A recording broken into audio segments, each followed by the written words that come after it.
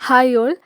ഈ വർഷത്തെ Kerala law entrance എക്സാമിനേഷൻ്റെ 3 ഇയർ LLBയുടെ എക്സാമിനേഷൻ നാളെ 25-ാം തീയതി നടക്കാനായിട്ട് പോവുകയാണ്. ഇതുമായി ബന്ധപ്പെട്ടിട്ട് കാൻഡിഡേറ്റ്സ് ശ്രദ്ധിക്കേണ്ട ഇമ്പോർട്ടൻ്റ് ആയിട്ടുള്ള ഗൈഡ് ലൈൻസ് ഏതൊക്കെയാണെന്നാണ് നമ്മൾ ഈ വീഡിയോയിൽ ഷെയർ ചെയ്യുന്നത്.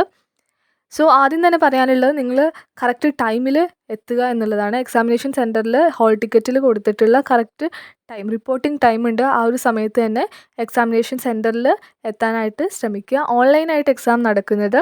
ടോട്ടൽ 200 ക്വസ്റ്റ്യൻസ് ആണുള്ളത്. അപ്പം കറക്റ്റ് ഉത്തരത്തിന് 3 മാർക്ക് എന്ന രീതിയിലാണ് ടോട്ടൽ 600 മാർക്കിലാണ് എക്സാമിനേഷൻ നടക്കുന്നത്.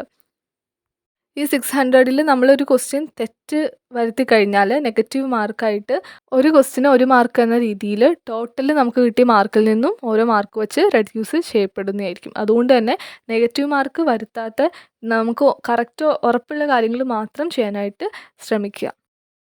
ഇനി എക്സാമിനേഷന് കാൻഡിഡേറ്റ്സ് പോകുമ്പോൾ എന്തൊക്കെ കാര്യങ്ങളാണ് കൊണ്ടുപോകേണ്ടതെന്ന് നോക്കാം. ആദ്യം അഡ്മിറ്റ് കാർഡാണ് വേണ്ടത്. അഡ്മിറ്റ് കാർഡ് എന്ന് പറയുമ്പോൾ കളർ പ്രിൻ്റ് ഔട്ട് തന്നെ എടുക്കാനായിട്ട് ശ്രമിക്കുക. ഫോട്ടോ ഐഡൻറ്റിഫിക്കേഷന് വേണ്ടി കളർ പ്രിൻ്റ് ഔട്ടാണ് പറയുന്നത്. സോ കളർ പ്രിൻ്റ് ഔട്ടുള്ള അഡ്മിറ്റ് കാർഡും ഒരു വാലിഡ് ID പ്രൂഫ്, ആധാർ കാർഡോ ലൈസൻസോ അല്ലെങ്കിൽ പാസ്പോർട്ട് അങ്ങനെയുള്ള ഏതെങ്കിലും ഒരു ID പ്രൂഫ് കൂടി കൊണ്ടുപോകുക. നമ്മൾ ഡൗൺലോഡ് ചെയ്തെടുത്തിട്ടുള്ള അഡ്മിറ്റ് കാർഡിൽ നമ്മുടെ റിപ്പോർട്ടിംഗ് ടൈം, എക്സാമിനേഷൻ്റെ ടൈമും വെന്യൂ, അതുപോലെയുള്ള ഡേറ്റ് കാര്യങ്ങളൊക്കെ കൊടുത്തിട്ടുണ്ട്. അതുപോലെ തന്നെ അതിൻ്റെ താഴെയായിട്ട് ഇൻസ്ട്രക്ഷൻസും കൊടുത്തിട്ടുണ്ടാകും. അപ്പോൾ ഈ കാര്യങ്ങളെല്ലാം നമ്മൾ വായിച്ച് മനസ്സിലാക്കിയിട്ട് വേണം എക്സാമിനേഷന് പോകാനായിട്ട്. ഇനി മൂന്നാമത് കൊണ്ടുപോകേണ്ട ഒരു പെന്നാണ്. നമുക്ക് മാത്സ് പ്രോബ്ലം ഒക്കെ ചെയ്യാനായിട്ടൊരു പെൻ കൂടി നമ്മൾ കൊണ്ടുപോകുക. അതുപോലെ ചെയ്യാനുള്ള പേപ്പേഴ്സൊക്കെ നമുക്ക് അവിടെ നമ്മുടെ എക്സാമിനേഷൻ സെൻറ്ററിൽ നിന്ന് അവർ തരുന്നതായിരിക്കും. അപ്പോൾ admit card, ID proof, pen, ഈ 3 കാര്യങ്ങളാണ് നിർബന്ധമായിട്ടും എക്സാമിനേഷന് കൊണ്ടുപോകേണ്ടത്.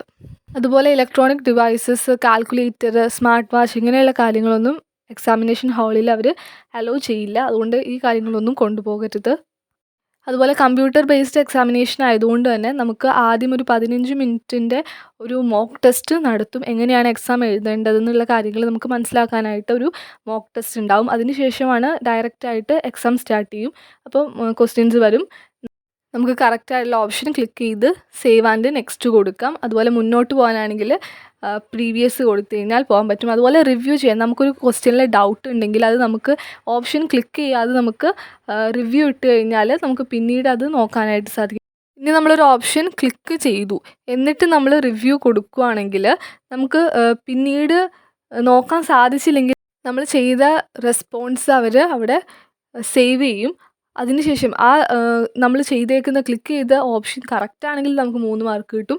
തെറ്റാണെങ്കിൽ നമ്മുടെ മാർക്ക് പോവുകയും ചെയ്യും. അപ്പം ക്ലിക്ക് ചെയ്തിട്ട് റിവ്യൂ ചെയ്യണമെങ്കിൽ ആ റെസ്പോൺസ് അവിടെ അവർ സേവ് ചെയ്യും. ഇനി ക്ലിക്ക് ചെയ്യാതെ ഓപ്ഷൻസ് ഒന്നും ക്ലിക്ക് ചെയ്യാതെ റിവ്യൂ ചെയ്തേക്കണമെങ്കിൽ അതിനെ പരിഗണിക്കില്ല. പിന്നെ ശ്രദ്ധിക്കേണ്ട മറ്റൊരു കാര്യം ടൈം മാനേജ്മെൻ്റ് ആണ്. കാരണം നമുക്ക് 200 ചോദ്യങ്ങളുണ്ട്, 2 മണിക്കൂറാണുള്ളൂ. അതുകൊണ്ട് നമുക്ക് ഒരു ചോദ്യത്തിന് 1 മിനിറ്റ് പോലും ടൈം കിട്ടുന്നില്ല. സോ നമുക്ക് അറിയാവുന്ന കാര്യങ്ങൾ, എസ്പെഷ്യലി ലീഗൽ ആപ്റ്റിറ്റ്യൂഡിലെ ക്വസ്റ്റ്യൻസൊക്കെ നമുക്ക് അറിയാവുന്ന കാര്യങ്ങളൊക്കെ നമ്മൾ ആദ്യം തന്നെ ചെയ്യാനായിട്ട് ശ്രമിക്കുക. പിന്നെ മാത്സ് പ്രോബ്ലമൊക്കെ നമ്മൾ പ്രോബ്ലമൊക്കെ ചെയ്ത് നോക്കി ആൻസേഴ്സ് കണ്ടുപിടിക്കേണ്ട കാര്യങ്ങളാണ്. അതൊക്കെ ലാസ്റ്റത്തേക്ക് വയ്ക്കുന്നതായിരിക്കും ഏറ്റവും നല്ലത്. അങ്ങനെ ടൈം മാനേജ് ചെയ്തിട്ടാണ് നമ്മൾ എക്സാം എഴുതേണ്ടത്. പിന്നെ നമ്മുടെ ടൈം നമ്മുടെ സ്ക്രീനിൻ്റെ മുകളിലായിട്ട് കാണിക്കും. അപ്പോൾ നമുക്ക് ഇനി എത്ര ടൈമാണ് ലെഫ്റ്റ് ആയിട്ടുള്ളതെന്ന് നമുക്ക് മനസ്സിലാകാനായിട്ട് സാധിക്കും. പിന്നെ മറ്റൊരു ഓൺലൈൻ എക്സാമിൻ്റെ ഒരു പ്രത്യേകത എന്ന് പറഞ്ഞാൽ നമ്മളൊരു ഓപ്ഷൻ ക്ലിക്ക് ചെയ്തു, സേവ് ചെയ്തു എന്ന് വിചാരിക്കുക. എന്നിട്ട് നമുക്ക് തോന്നി പിന്നീട് ആ തെറ്റായിരുന്നു എന്ന് തോന്നിക്കഴിഞ്ഞാൽ അത് നമ്മുടെ റെസ്പോൺസ് ക്ലിയർ ചെയ്ത് കളയാനായിട്ടുള്ള ഒരു അവസരം കൂടിയുണ്ട്. സോ ഓൺലൈൻ എക്സാം എഴുതിയിട്ടുള്ള ആൾക്കാർക്കാണെങ്കിൽ അറിയാൻ പറ്റും എങ്ങനെയാണ് എന്നുള്ളത്. പക്ഷേ എഴുതാത്ത ആൾക്കാർക്ക് വേണ്ടിയാണ് ഞാനിത് പറയുന്നത്. അതോടൊപ്പം തന്നെ COVID-19 പ്രോട്ടോക്കോളെല്ലാം പാലിച്ചുകൊണ്ട് തന്നെ എക്സാം എഴുതാനായിട്ട് പോവുക. സോ ഈ പറഞ്ഞ കാര്യങ്ങളെല്ലാം ഫോളോ ചെയ്തുകൊണ്ട് തന്നെ എക്സാമിനേഷന് പോവുക. എല്ലാവർക്കും നന്നായിട്ട് എക്സാം എഴുതാനായിട്ട് സാധിക്കട്ടെ. All the best.